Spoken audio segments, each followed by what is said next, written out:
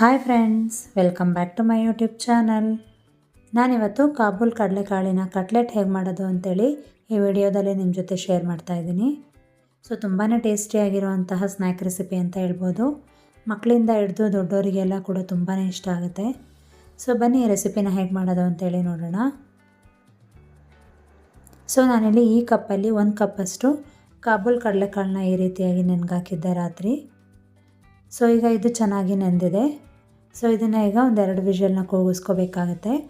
ಇದಕ್ಕೆ ಸ್ವಲ್ಪ ಉಪ್ಪನ್ನು ಹಾಕಿ ನಾನಿಲ್ಲಿ ಒಂದೆರಡು ವಿಷಲ್ ಕೂಗಿಸ್ಕೊಳ್ತೀನಿ. ನೋಡ್ಬೋದು ನೀವಿಲ್ಲಿ ಕಾಬೂಲ್ ಕಡಲೆ ಹೇಗಾಗಿದೆ ಅಂತೇಳಿ, ಚೆನ್ನಾಗಿ ಬೆಂದಿದೆ. ಇದನ್ನು ಕಂಪ್ಲೀಟಾಗಿ ಸೋಸ್ಕೊಂಡು ಬರೋಣ. ಇದಕ್ಕೆ ಏನೆಲ್ಲ ಇಂಗ್ರೀಡಿಯೆಂಟ್ಸ್ ಬೇಕು ಅಂತೇಳಿ ನೋಡೋಣ ಬನ್ನಿ. ನಾನಿಲ್ಲಿ ಕಾಬೂಲ್ ಕಡಲೆ ತೊಗೊಂಡಿದ್ನಲ್ಲ, ಅದೇ ಕಪ್ಪಲ್ಲಿ 1 ಕಪ್ಪಷ್ಟು ಈರುಳ್ಳಿನ ಈ ರೀತಿಯಾಗಿ ಸಣ್ಣದಾಗಿ ಕಟ್ ಮಾಡ್ಕೊಂಡಿದ್ದೀನಿ. ಹಾಗೆ ಒಂದು ಅರ್ಧ ಟೇಬಲ್ ಸ್ಪೂನಷ್ಟು ಶುಂಠಿ ಬೆಳ್ಳುಳ್ಳಿ ಪೇಸ್ಟ್. ನಿಮಗೆ ಏನಾದರೂ ಆ ಫ್ಲೇವರ್ ಇಷ್ಟ ಆಗುತ್ತೆ ಅಂತೇಳಿದ್ರೆ ಸ್ವಲ್ಪ ಜಾಸ್ತಿ ಕೂಡ ಹಾಕೋಬೋದು. ಹಾಗೆ ಒಂದು ಸ್ಮಾಲ್ ಕಪ್ಪಲ್ಲಿ ಕಡಲೆ ಹಿಟ್ಟನ್ನು ತಗೊಂಡಿದ್ದೀನಿ. ಹಾಗೆ 2 ಕೈ ಹಿಡಿಯಷ್ಟು ಕೊತ್ತಂಬರಿ ಸೊಪ್ಪನ್ನು ಈ ರೀತಿಯಾಗಿ ಸಣ್ಣದಾಗಿ ಕಟ್ ಮಾಡ್ಕೊಂಡಿದ್ದೀನಿ. ಹಾಗೆ ಸ್ವಲ್ಪ ಕರಿಬೇವಿನ ಸೊಪ್ಪನ್ನು ಈ ರೀತಿಯಾಗಿ ಸಣ್ಣದಾಗಿ ಕಟ್ ಮಾಡ್ಕೊಂಡಿದ್ದೀನಿ. ಹಾಗೆ 3/4 ಕಪ್ಪಷ್ಟು ಬಿಳಿ ಎಳ್ಳನ್ನು ತಗೊಂಡಿದ್ದೀನಿ. ಇದನ್ನು ಸ್ವಲ್ಪ ಹೀಗೆ ತವಾದಲ್ಲಿ ಫ್ರೈ ಮಾಡಿ ಇಟ್ಕೊಂಡಿರೋ ಅಂಥದ್ದು. ಹಾಗೆ 1 ಟೇಬಲ್ ಸ್ಪೂನಷ್ಟು ಅಚ್ಚಕಾರದ ಪುಡಿ, 1/4 ಟೇಬಲ್ ಸ್ಪೂನಷ್ಟು ಧನಿಯಾ ಪೌಡರ್, ಅರ್ಧ ಟೇಬಲ್ ಸ್ಪೂನಷ್ಟು ಗರಂ ಮಸಾಲ, ಹಾಗೆ ರುಚಿಗೆ ತಕ್ಕಷ್ಟು ಉಪ್ಪು. ನಾನಿಲ್ಲಿ ಹಸಿರು ಮೆಣಸಿನ್ಕಾಯಿನ ಬಳಸ್ತಾ ಇಲ್ಲ, ಆದರೆ ಹಸಿರು ಮೆಣಸಿನ್ಕಾಯಿ ಹಾಕಿದ್ರೆ ತುಂಬಾ ಚೆನ್ನಾಗಿರುತ್ತೆ. ಆದರೆ ಮಕ್ಕಳಿಗೆ ಏನಾದರೂ ಕೊಡ್ತೀವಿ ಅಂದರೆ ಅದು ಬಾಯಿಗೆಲ್ಲ ಸಿಗುತ್ತಲ್ವ, ಖಾರ ಅಂತೇಳಿ ತಿನ್ನೋದೇ ಬಿಟ್ಬಿಡ್ತಾರೆ. ಹಾಗಾಗಿ ನಾನಿಲ್ಲಿ ಹಸಿರು ಮೆಣಸಿನ್ಕಾಯಿನ ಬಳಸ್ತಾ ಇಲ್ಲ. ನೀವು ದೊಡ್ಡವರೇ ಮಾಡ್ಕೊಂಡು ತಿಂತೀರಾ ಅಂತ ಹೇಳಿದ್ರೆ ಹಸಿರು ಮೆಣಸಿನ್ಕಾಯಿ ಅಷ್ಟೇ ಸಣ್ಣದಾಗಿ ಕಟ್ ಮಾಡಿಕೊಂಡು ಹಾಕ್ಕೊಂಡ್ರೆ ಚೆನ್ನಾಗಿರುತ್ತೆ. ಹಾಗೆ ನಾನಿಲ್ಲಿ ಫ್ರೈ ಮಾಡ್ಕೊಳ್ಳೋಕ್ಕೋಸ್ಕರ ಸ್ವಲ್ಪ ಎಣ್ಣೆನ ತೊಗೊಂಡಿದ್ದೀನಿ. ಈಗ ಈ ರೀತಿಯಾಗಿರೋ ಅಗಲವಾದಂತಹ ಪಾತ್ರೆನ ತೊಗೋಬೇಕು. ಇದಕ್ಕೆ ಕಾಬೂಲ್ ಕಡಲೆನೆಲ್ಲ ಹಾಕ್ಕೊಂಡು ಈ ರೀತಿಯಾಗಿ ಸ್ಮ್ಯಾಶ್ ಮಾಡ್ಕೋಬೇಕು.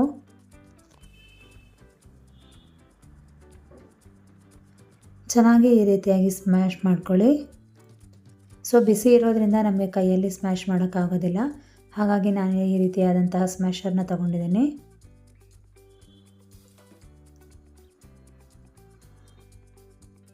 ಈಗ ಇದೇ ಮಿಕ್ಸಿಂಗ್ ಬೌಲ್ಗೆ ಕಟ್ ಮಾಡಿ ಇಟ್ಕೊಂಡಿರೋ ಅಂತಹ ಈರುಳ್ಳಿ ಪೀಸಸ್ನೆಲ್ಲ ಹಾಕ್ಕೊಳ್ತೀನಿ. ಹಾಗೆ ಕಟ್ ಮಾಡಿ ಇಟ್ಕೊಂಡಿರೋ ಅಂತಹ ಕೊತ್ತಂಬರಿ ಸೊಪ್ಪು ಹಾಗೆ ಕರಿಬೇವಿನ ಸೊಪ್ಪನ್ನೆಲ್ಲ ಕೂಡ ಹಾಕ್ಕೊಳ್ಳೋಣ. ನಂತರ ಇದಕ್ಕೆ ಶುಂಠಿ ಬೆಳ್ಳುಳ್ಳಿ ಪೇಸ್ಟ್,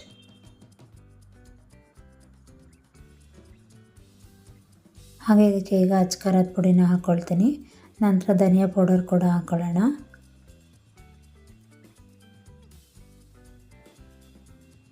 ಈಗ ಇದಕ್ಕೆ 1 ಕಪ್ಪಷ್ಟು ಕಡಲೆ ಹಿಟ್ಟನ್ನು ಕೂಡ ಹಾಕ್ಕೊಳ್ತೀನಿ. ನಂತರ ಗರಂ ಮಸಾಲ ಹಾಗೆ ರುಚಿಗೆ ತಕ್ಕಷ್ಟು ಉಪ್ಪನ್ನು ಹಾಕ್ಕೊಳ್ಳೋಣ. ಈಗ ಕೊನೆಯಲ್ಲಿ ನಾವು ಎಳ್ಳನ್ನು ಹಾಕ್ಕೊಳ್ಳೋದು. ಹೇಳಿದ್ನಲ್ಲ ಮುಂಚೆನೇ, ಇದು ಹುರಿದಿಟ್ಕೊಂಡಿರೋವಂತಹ ಎಳ್ಳು. ನಿಮಗೆ ಜಾಸ್ತಿ ಇಷ್ಟ ಆಗುತ್ತೆ ಅಂತ ಹೇಳಿದ್ರೆ ಜಾಸ್ತಿ ಹಾಕ್ಕೊಳ್ಳಿ, ಇಲ್ಲ ಅಂದರೆ ಸ್ವಲ್ಪ ಪ್ರಮಾಣದಲ್ಲಿ ಕೂಡ ಹಾಕ್ಕೋಬೋದು. ಬಟ್ ಟೇಸ್ಟ್ ಮಾತ್ರ ತುಂಬಾ ಚೆನ್ನಾಗಿರುತ್ತೆ ಎಳ್ಳೇನಾದರೂ ಹಾಕಿದ್ರೆ. ಈಗ ಇದನ್ನು ಸ್ವಲ್ಪನೂ ಕೂಡ ನೀರು ಹಾಕ್ತಲೇ ಹೀಗೆ ಕಲಿಸ್ಕೋಬೇಕಾಗತ್ತೆ. ಈರುಳ್ಳಿ ಇರೋದ್ರಿಂದ ಅದೇ ನೀರು ಬಿಡುತ್ತೆ. ಹಾಗಾಗಿ ನೀವು ಯಾವುದೇ ಕಾರಣಕ್ಕೂ ನೀರನ್ನ ಹಾಕ್ಕೊಳ್ಳೋಕೆ ಹೋಗಬೇಡಿ. ಆದಷ್ಟು ಹಾಗೆ ಈ ರೀತಿಯಾಗಿ ಚೆನ್ನಾಗಿ ಮೆತ್ಕೊಳ್ಳಿ. ಇನ್ ಕೇಸ್ ನಿಮಗೆ ನೀರು ಬೇಕು ಅಂತ ಅನಿಸಿದ್ರೆ ಒಂದು ಟೇಬಲ್ ಸ್ಪೂನಷ್ಟು ನೀರನ್ನ ಹಾಕ್ಕೊಂಡು ಚೆನ್ನಾಗಿ ಕಲಿಸ್ಕೋಬೇಕಾಗತ್ತೆ. ನಾವು ನಾರ್ಮಲ್ ವಡೆ ಎಲ್ಲ ಮಿಕ್ಸ್ ಮಾಡ್ಕೋತೀವಲ್ಲ, ಅದಕ್ಕೆ ಇದನ್ನು ಅಷ್ಟೇ ಚೆನ್ನಾಗಿ ಕಲಿಸ್ಕೋಬೇಕು.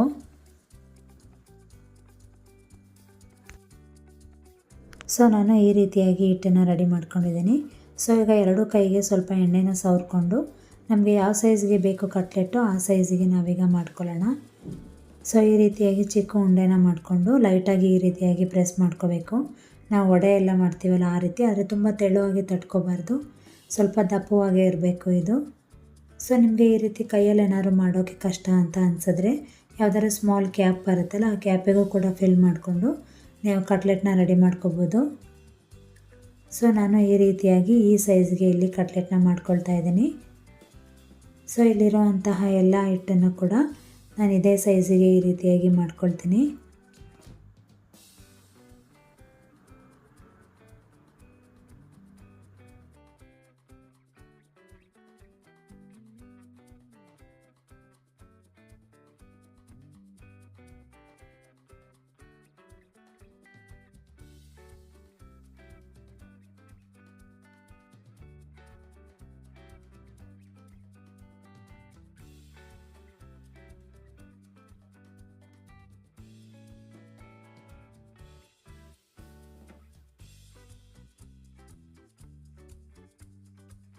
ಸೊ ಈಗ ಇದಕ್ಕೆ ಎರಡು ಸೈಡಿಗೂ ಕೂಡ ಈ ರೀತಿಯಾಗಿ ಬಿಳಿ ಎಳ್ಳನ್ನು ಹಾಕ್ಕೊಳ್ತೀನಿ. ಟೇಸ್ಟ್ ತುಂಬಾ ಚೆನ್ನಾಗಿರುತ್ತೆ. ಹಾಗಾಗಿ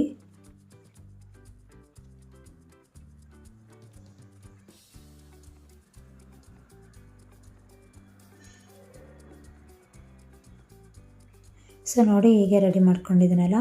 ನಂತರ ಫ್ಲೇಮ್ನ ಆನ್ ಮಾಡಿಕೊಂಡು ನಾನಿಲ್ಲಿ ಒಂದು ತವಾನ ತೊಗೊಂಡಿದ್ದೀನಿ. ಈ ರೀತಿಯಾಗಿ ತವ ಚೆನ್ನಾಗಿ ಬಿಸಿ ಆಗಬೇಕು.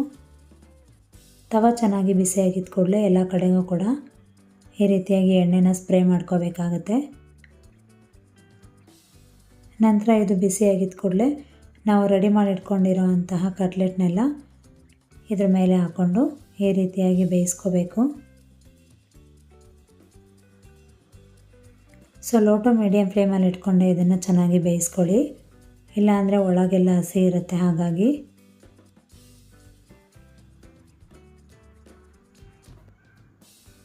ಸೊ ನಂತರ ಒಂದು ಕಡೆ ಈ ರೀತಿಯಾಗಿ ಚೆನ್ನಾಗಿ ಬೆಂದಮೇಲೆ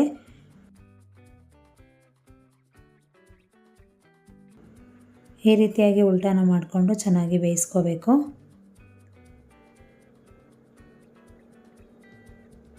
ಸೊ ಇದಕ್ಕೆ ಸ್ವಲ್ಪ ಟೈಮ್ ಆಗುತ್ತೆ ಬೇಯೋದಕ್ಕೆ. ಏನಕ್ಕೆ ಡೀಪ್ ಫ್ರೈ ಏನಾದರೂ ಆದರೆ ಬೇಗನೆ ಆಗೋಗುತ್ತೆ. ಬಟ್ ಇದು ಹಾಗೆ ಈ ರೀತಿ ತವಾದಲ್ಲಿ ಮಾಡೋದಲ್ವ, ಸ್ವಲ್ಪ ಟೈಮ್ ಜಾಸ್ತಿನೇ ಬೇಕಾಗುತ್ತೆ. ಸೊ ನೋಡಿರಲ್ಲ ಎಷ್ಟು ಸಿಂಪಲ್ ಅಂತೇಳಿ. ಸೊ ಇದೇ ರೀತಿಯಾಗಿ ಮಿಕ್ಕಿದಂತಹ ಕಟ್ಲೆಟ್ನೂ ಕೂಡ ನಾನು ಹೀಗೆ ಫ್ರೈ ಮಾಡ್ಕೊಳ್ತೀನಿ. ಸೊ ನೋಡಿದ್ರಲ್ಲ, ಟೇಸ್ಟಿಯಾಗಿರುವಂತಹ ಕಾಬೂಲ್ ಕಡಲೆಕಾಳಿನ ಕಟ್ಲೆಟ್ ರೆಡಿಯಾಗಿದೆ. ಸೊ ಇದನ್ನು ಟಿಕ್ಕಿ ಅಂತ ಕೂಡ ಕರಿಬಹುದು. ಸೊ ತುಂಬ ಟೇಸ್ಟಿಯಾಗಿರುವಂತಹ ಕಟ್ಲೆಟ್ ಅಂತಲೇ ಹೇಳ್ಬೋದು. ಸ್ನ್ಯಾಕ್ಸಿಗೆಲ್ಲ ತುಂಬಾ ಚೆನ್ನಾಗಿರುತ್ತೆ. ಈವ್ನಿಂಗ್ ಅಂತೂ ನೀವೇನಾದರೂ ಟೀ ಟೈಮ್ಗೆ ಏನಾದರೂ ಸ್ನ್ಯಾಕ್ ಬೇಕು ಅಂತ ಇದ್ದರೆ ಇದನ್ನು ರೆಡಿ ಮಾಡಿ ಕೊಟ್ಟರೆ ಎಲ್ಲರೂ ಕೂಡ ತುಂಬಾ ಇಷ್ಟಪಟ್ಟು ತಿಂತಾರೆ. ಸೊ ನಿಮ್ಮೆಲ್ಲರಿಗೂ ಈ ರೆಸಿಪಿ ಇಷ್ಟ ಆಗಿದೆ ಅಂತ ಅಂದ್ಕೊಂಡಿದ್ದೀನಿ. ನಿಮಗೆ ಏನಾದರೂ ಈ ರೆಸಿಪಿ ಇಷ್ಟ ಆಗಿದರೆ ಈ ವಿಡಿಯೋಗೆ ಒಂದು ಲೈಕ್ ಕೊಡಿ. ಹಾಗೆ ನಿಮ್ಮ ಫ್ರೆಂಡ್ಸ್ ಆ್ಯಂಡ್ ಫ್ಯಾಮಿಲಿ ಮೆಂಬರ್ಸ್ ಜೊತೆ ಕೂಡ ಶೇರ್ ಮಾಡ್ಕೊಳ್ಳಿ. ಹೀಗೆ ನನ್ನ ಚಾನಲ್ಗೆ ಸಪೋರ್ಟ್ ಮಾಡ್ತಾಯಿರಿ. Thank you for watching this video. ನಾನು ನಿಮಗೆ ನೆಕ್ಸ್ಟ್ ವಿಡಿಯೋ ಜೊತೆ ಮತ್ತೆ ಸಿಗ್ತೀನಿ. ಅಲ್ಲಿವರೆಗೂ ನಮಸ್ಕಾರ. Take care.